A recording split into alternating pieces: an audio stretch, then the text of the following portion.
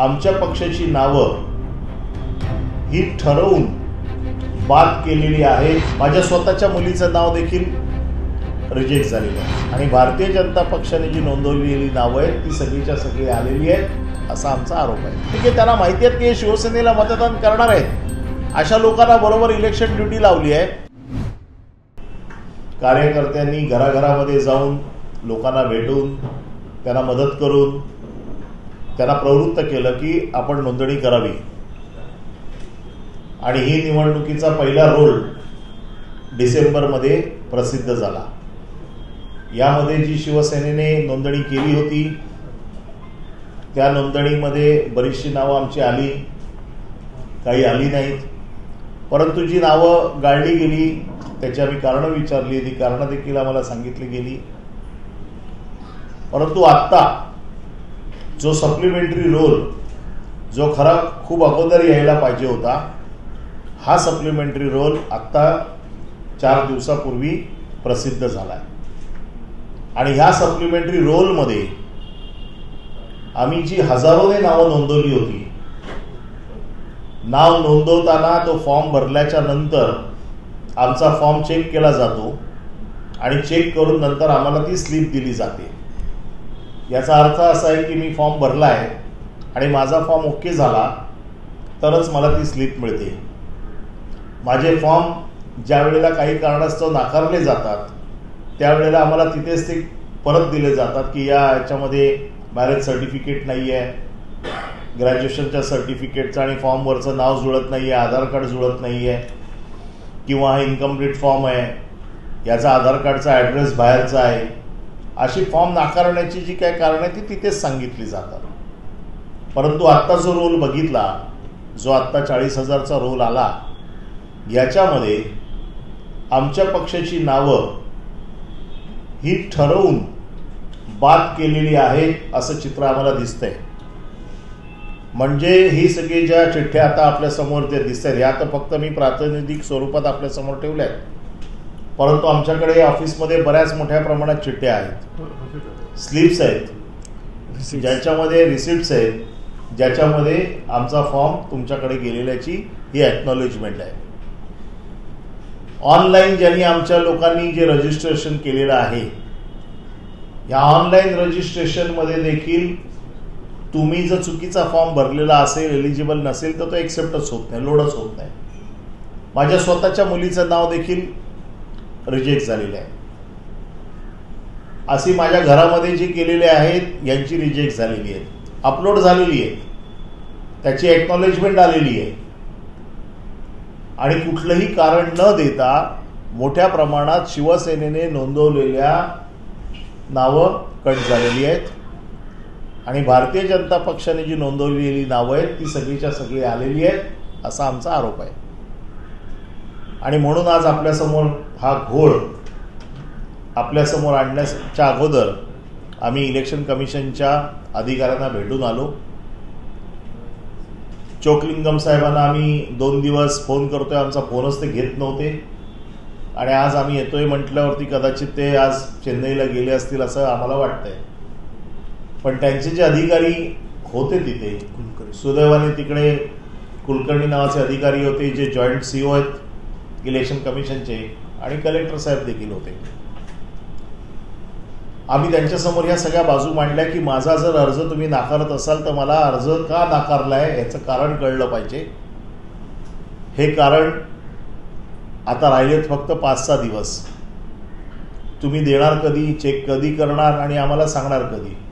आणि ज्यांचे form accept झालेले आहेत, ज्यांच्या तुम्ही आम्हाला एक्नॉलेजमेंट दिलेले आहेत तपासून, ह्या सगळ्यांना मतदान करायला मिळालं पाहिजे कारण त्यांचे फॉर्म तुम्ही एक्सेप्ट केलेले आहेत, अशी मागणी आमची त्यांच्यासमोर केलेली आहे। पण मला माहीत नाही की ते काय करतील, पण ठरवून बाद केलेले एवढं नक्की दिसतंय की जी नावं त्यांना माहिती आहेत की शिवसेनेच्या वतीने आलेली आहेत, कारण आमचे कार्यकर्ते 5-5, 10-10 फॉर्म पाठवत होते, ते त्यांनी तशी परमिशन दिली होती, ही सगळी नावं त्यांनी बाद केलेली आहेत। त्याचबरोबर एका घरामध्ये नवरा बायको यांना एकाला मतदान पूर्वेला एकाला मतदान पश्चिमेला, ज्यांचे ॲड्रेस एकच आहेत, घरामध्ये एकच आहेत, नवरा बायको आहेत, रेकॉर्डवरती आहे, तरी देखील अशा प्रकारचा मोठा घोळ, अशी कित्येक नावं आज आम्ही त्यांना दिली की बांद्र्याच्या माणसाचं नाव हे मुलुंडला आलंय. आता कोण बांद्र्याचा राहणारा माणूस मुलुंडला मतदानाला जाईल? काही लोकांची नावं विक्रोळीमध्ये आली आहेत, काही लोकांची नावं वेगवेगळ्या सेंटरला गेली आहेत, अशी देखील मोठ्या प्रमाणात नावं ही टाकली गेली आहेत. आता ही ठरवून टाकली आहेत का हा प्रोसिजरल लॅप्स आहे, याची चौकशी व्हायला पाहिजे, दोषी लोकांवर कारवाई व्हायला पाहिजे. परंतु निवडणूक यंत्रणेमध्ये काम करणारे आपण बघताय की उत्तर पश्चिममध्ये काय झालं, कोणावरही कारवाई नाही आहे, प्रोसिजरल लॅप्स आहेत. आणि आमचं एकच मागणं इलेक्शन कमिशनकडे आहे की प्रोसिजरल लॅप्स करू नका. तुम्ही ज्यांची ही चुका झालेल्या आहेत, ज्यांनी ही नावं गाळलेली आहेत, आम्हाला कळलं पाहिजे की नावं का गाळली गेली आहेत ती, आणि त्याचं गाळण्याचं कारण आम्हाला कळलं पाहिजे. हे जे मतदानाला जे लोक जात आहेत ह्यांना वेगवेगळ्या सेंटर्सला पाठवलेले आहेत. आम्ही पत्र दिलेत, आमच्या आमदारांनी, विलास पोतनीसांनी पत्र दिलेली आहेत. जे मतदान केंद्रामध्ये पावसाळ्यात ही निवडणूक आहे, मागच्या वेळेला गुडघाभर पाणी होतं, जिकडे त्या चिखलामध्ये कोणी मतदार गेले नाहीत, हे मतदान केंद्र आम्ही बदलून मागितलेली आहेत. ती मतदान केंद्र देखील बदलून दिलेली नाही आहेत. म्हणजे आमदारांच्या पत्राला दखल घ्यायची नाही, उमेदवाराने दिलेल्या पत्राची दखल घ्यायची नाही. म्हणजे एकतर्फी असं ठरलेलं दिसतंय की त्याच्यामध्ये काही कोणाचं ऐकायचं नाही. जे प्रशासनाला योग्य वाटेल किंवा जे सत्ताधारी पक्षांकडनं त्यांना सूचना येत आहेत अशा प्रकारचं काम चाललेलं आहे.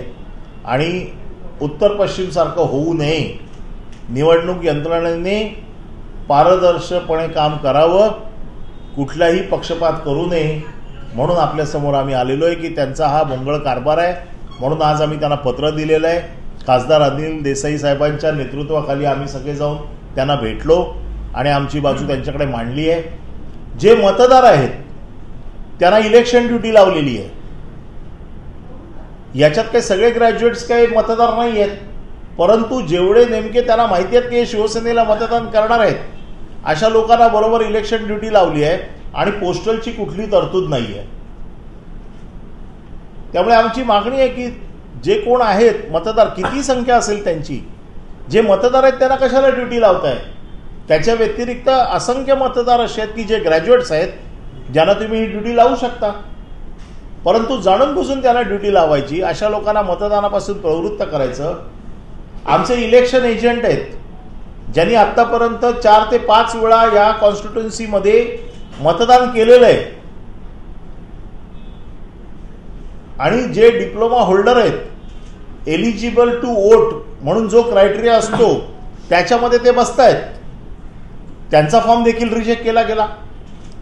आता असं जर रिजेक्शन व्हायला लागलं, चीफ इलेक्शन एजंट जे वर्षानुवर्ष मतदान करतायत, जे वर्षानुवर्ष हे कायदे सगळे जाणतात, अशा लोकांचे पण फॉर्म रिजेक्ट केले गेलेले आहेत. त्यामुळे आमची आपल्या माध्यमातून देशाच्या चीफ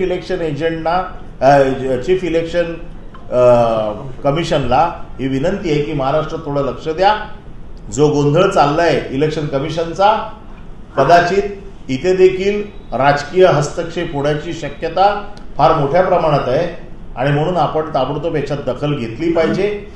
आणि म्हणून आपल्यासमोर हे सगळे विषय मांडलेले आहेत.